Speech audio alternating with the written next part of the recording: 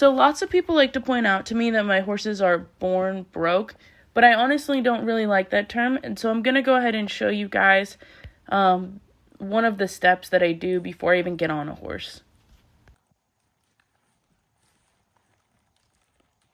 So the first thing that I'm going to do here is I'm going to kind of step towards her hip and ask her to step her hip out a little bit on the circle. And then I'm just going to ask her to keep going forwards.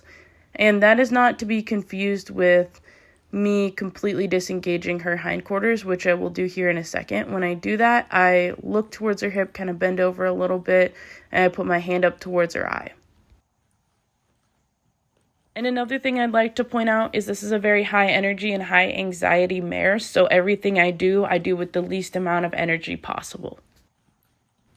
And then right here, she's being a little bit sticky, so I'm just going to put a little bit more pressure on her and then just direct her forwards again.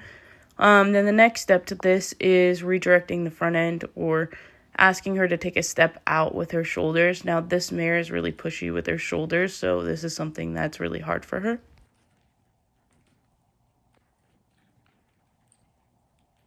And then I'm going to kind of put those two things together by asking her to soften in the rib cage and kind of arc around me. And I'm asking for that by taking a step towards her rib cage and holding one of my arms out towards her. And in my opinion, you should not be getting on a horse that's not able to do at least these three things at the walk and trot on the ground first.